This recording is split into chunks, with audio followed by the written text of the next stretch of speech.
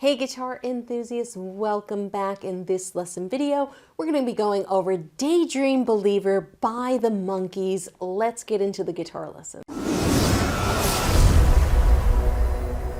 So this song is more of like a late beginner to early intermediate guitar song for the reasons that we're going to be using a somewhat of a shuffle strumming pattern in this song. We also have to contend with a B minor chord, but for those of you guys who are more beginner, there is an easy fix to that B minor. You just play the bottom three strings like so. First finger, second finger, third finger on the bottom three strings at a diagonal. Just follow the chord diagram up there. Let's go over the chords that we're going to be using in this song. We have a G chord, an A minor chord, that B minor chord I just talked about, C major, E minor, A major, D7, and A7. Those I think are all the chords, and if another one pops in, I'll let you know. But those are going to be the major chords we're using throughout this song.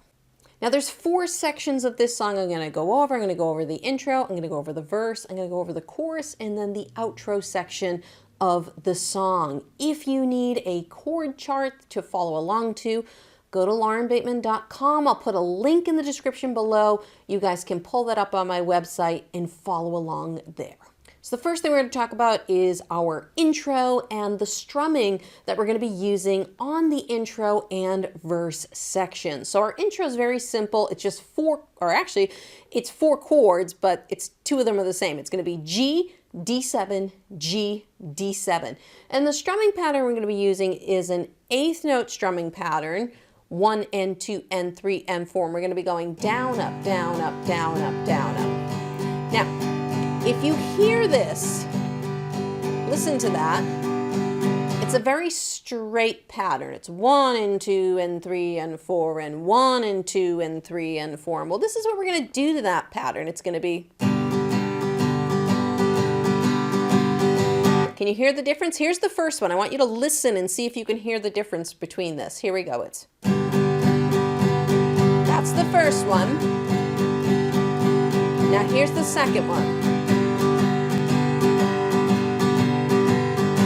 It's very, very tiny. And what we're doing is more of a little bit of a shuffle here. So that up strum is getting delayed a little bit. It's more counted like 1, a 2, a 3, a 4, a 1, a 2, a 3, a 4, a 1, a 2, a 3, a 4, a 1, a 2, a 3, a 4. That's more the sound, where a straight eighth note is 1 and 2 and 3 and 4 and 1 and 2 and 3 and 4. And the strumming pattern we're going to be using for this song is going to sound like this. So if I play the intro, it's going to be 1, a 2, a 3, a 4, a 1, a 2, a 3, a 4, a 1, a 2, a 3, a 4, a 1, a 2, a 3, a 4. All right, so that's the strumming pattern we're going to be using for this song. One more time, a little bit slower. 1, a 2, a 3, a 4, a 1, a 2, a 3, a 4, a 1, a 2, a 3, a 4. So we're going to take that strumming pattern now and we're going to apply it to the verse. So the chord progression of the verse, there's really not a lot of repetition here. So we have G, A minor, B minor, C, G, E minor, A major, D7. All right, so that's the first chunk. And then the second chunk is going to be G, A minor, B minor, C. And then we do a bunch of split measures at the end. All right, so we have G and E minor splitting a measure, A minor and D7 splitting a measure, and then we go to our G chord for 2 measures. So if I play through this, we're going to be using that same strumming pattern. I'm going to tell you what's going to happen on that very last line when we have those split measures.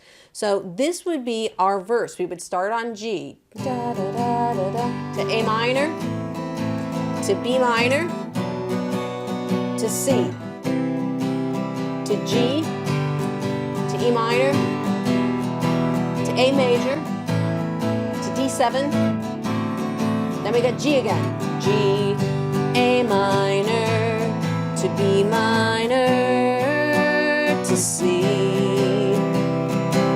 Now this is where it's going to change, okay? We're going to be G, it's going to be down, down, up on each of these chords. So we've got down, down, up, down, down, up,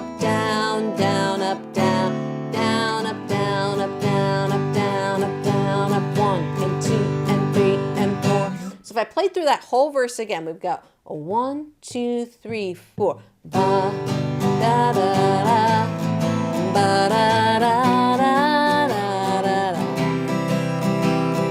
da, da, da, da, da, da, da,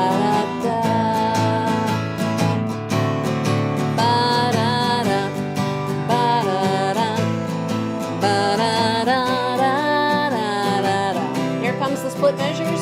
Down, down, up, down, down, up, down, down, up, down, down, up, down, up, down, up, down, up, down, up, down, up, down, up, down, up, down, up.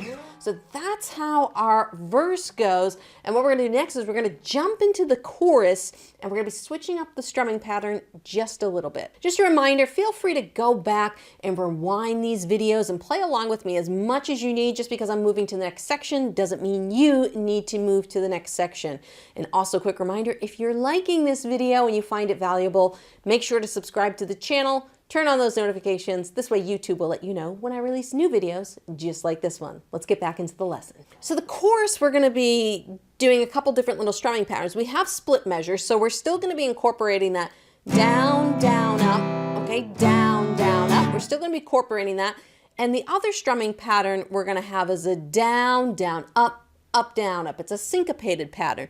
Down, down, up, down. So that would happen on one of the chords is B minor. Down, down, up, down, up, down, down, up, down, up. Or if you're playing that easier B minor, down, down, up, down, up, down, down, up, down, up. Now, if you're more a beginner and you can't do that syncopated pattern, just put the down on the third strum. It'll be 1, 2, and 3, and 4, and 1, 2, and 3, and 4, and 1, 2, and 3, and 4, and 1, 2, and 3, and 4, and that'll work just fine. But I'm going to play it the way they do in the song. So the chorus is C and D splitting a measure, followed by B minor. Then C and D splitting a measure, E minor and C splitting a measure, G, C, G, E minor splitting a measure, A7, D7. Lots of great chords in this song. So whenever we hit a chord that is played for a full measure or 4 beats, we're going to use that down, down, up, down, up pattern. So if I played through the entire chorus, I'll play one time through slower here.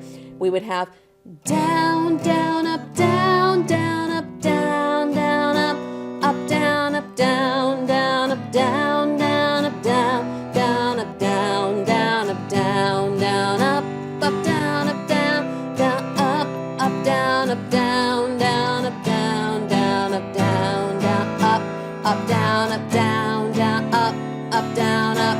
If I play it a little bit faster, 1, 2, 3, 4.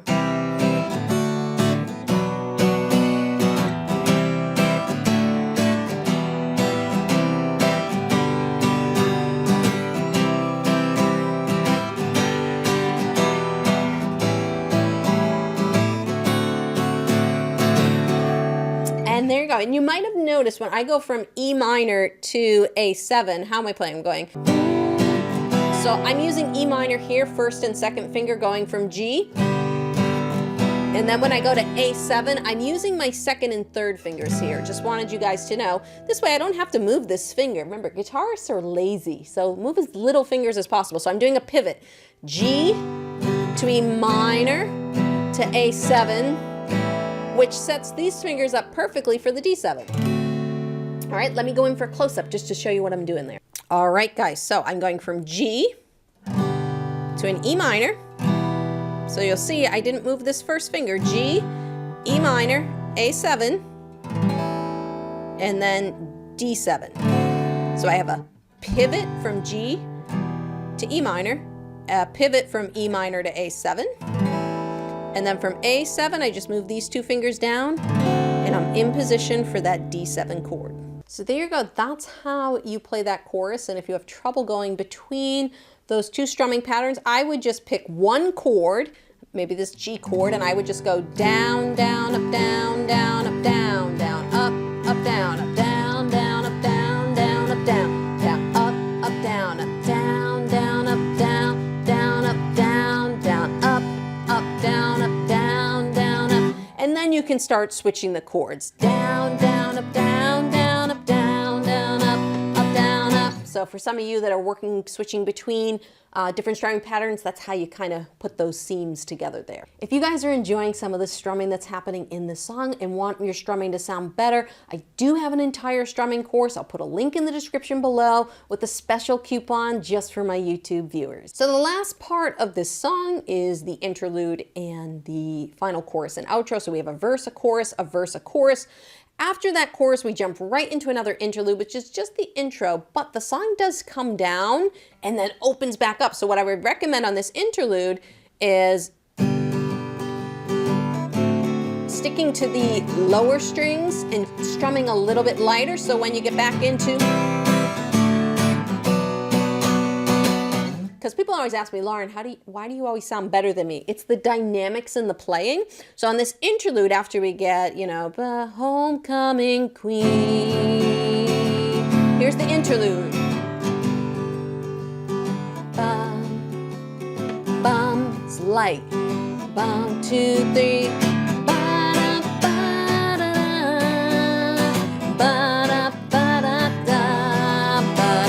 So you can hear how that last chorus, I really open it up, and there's nothing special there. They just keep going, playing through the chorus chord progression at this point, and just make sure to make that final chorus loud and big. This way you put the energy you need into the song. If you guys like this video, make sure to give me a thumbs up and leave me a comment below about some of the songs you might want me to do here on YouTube. YouTube is going to pop up a couple more recommendations for you guys over here if you want to go check those out. I truly appreciate it, and I hope to see you guys in another lesson video.